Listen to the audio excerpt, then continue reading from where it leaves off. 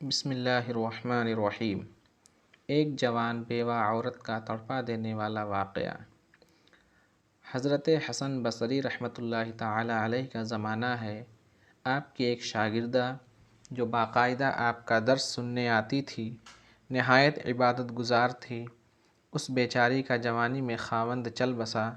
اس نے دل میں سوچا، ایک بیٹا ہے، اگر میں دوسرا نکاح کر لوں گی تو مجھے دوسرا خاوند تو مل جائے گا، لیکن میرے بچی کی زندگی برباد ہو جائے گی۔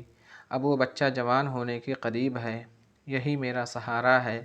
لہٰذا اس عظیم ماں نے یہی سوچ کر اپنے جذبات کی قربانی دی۔ بیوہ عورت گھر میں بچے کا پورا خیال رکھتی، لیکن جب وہ بچہ گھر سے باہر نکل جاتا تو ماں سے نگرانی نہ ہو پاتی۔ اب اس بچے کے پاس مال کی کمی نہ تھی، اٹھتی ہوئی جوانی بھی تھی۔ یہ جوانی دیوانی مستانی ہو جاتی ہے، چنانچہ وہ بچہ بری صحبت میں گرفتار ہو گیا، شباب اور شراب کے کاموں میں مصروف ہو گیا۔ ماں برابر سمجھاتی، لیکن بچے پر کچھ اثر نہ ہوتا، چکنا گڑھا بن گیا۔ وہ اس کو حضرت حسن بصری کے پاس لے کر آتی۔ حضرت بھی اس کو کئی کئی گھنٹے سمجھاتے، لیکن اس بچے کا نیکی کی طرف رجحان ہی نہیں تھا۔ حضرت کے دل میں بھی یہ بات آئی کہ شاید اس کا دل پتھر بن گیا ہے، مہر لگ گئی ہے۔ بہرحال ماں تو ماں ہوتی ہے۔ ماں اسے پیار سے سمجھاتی رہی، میرے بیٹے نیک بن جاؤ، تمہاری زندگی اچھی ہو جائے گی۔ کئی سال برے کاموں میں لگ کر اس نے اپنی دولت کے ساتھ اپنی صحت بھی تباہ کر لیا، اور اس کے جسم میں لاعلاج بیماریاں پیدا ہو گئیں۔ معاملہ یہاں تک آ پہنچا کہ اٹھنے کی بھی سکت نہ رہی اور بستر پر پڑ گیا۔ اب اس کو آخرت کا سفر سامنے نظر آنے لگا۔ ماں نے پھر سمجھایا، بیٹا تو نے اپنی زندگی تو خراب کر لی، اب آخرت بنا لے اور توبہ کر لے۔ اللہ بڑا غفور الرحیم ہے، وہ تمہارے تمام گناہوں کو معاف کر دے گا۔ جب ماں نے سمجھایا، اس کے دل پر کچھ اثر ہوا۔ کہنے لگا، ماں میں کیسے توبہ کروں، میں نے بہت بڑے بڑے گناہ کیے ہیں۔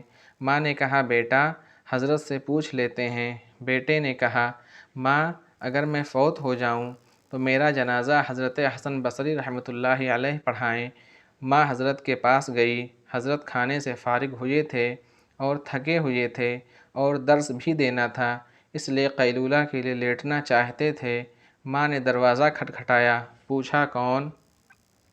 عرض کیا، حضرت میں آپ کی شاگردہ ہوں، میرا بچہ اب آخری حالت میں ہے، وہ توبہ کرنا چاہتا ہے، لہٰذا آپ گھر تشریف لے چلیں۔ حضرت نے سوچا، یہ پھر دھوکہ دے رہا ہے اور میرا وقت ضائع کرے گا اور اپنا بھی کرے گا۔ سالوں گزر گئے، اب تک کوئی بات اثر نہ کر سکی۔ اب کیا کرے گی؟ کہنے لگے، میں اپنا وقت ضائع کیوں کروں، میں نہیں آتا۔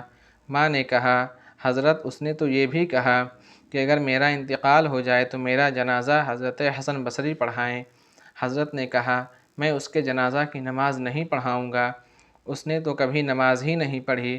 اب وہ شاگردہ بیوہ عورت تھی، چپ کر گئی، روتی ہوئی گھر آ گئی۔ بیٹے نے پوچھا، کیا ہوا؟ ماں نے کہا، ایک طرف تیری حالت، دوسری طرف حضرت نے انکار کر دیا۔ اب یہ بات بچے نے سنی تو اس کے دل پر چوٹ لگی اور کہا، ماں میری ایک وصیت سن لیجئے۔ ماں نے پوچھا، بیٹا وہ کیا؟ عجیب وصیت۔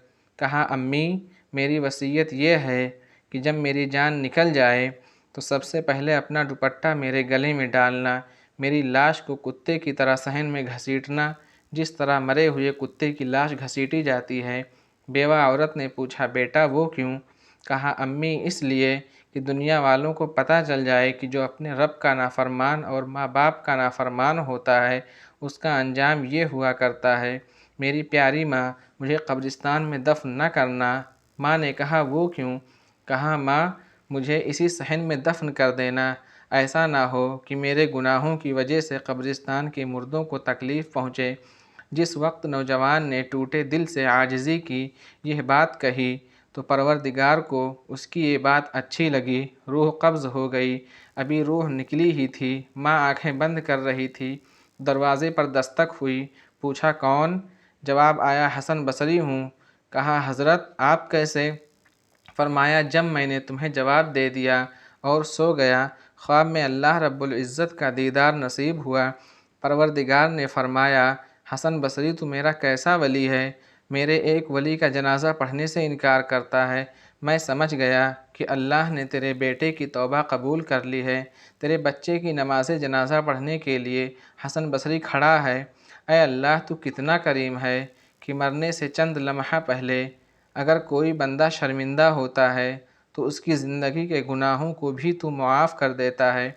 اس طرح کی مزید اسلامی واقعات سننے کے لیے ہمارے چینل اختر وائس کو سبسکرائب ضرور کریں۔ جزاک اللہ خیرہ۔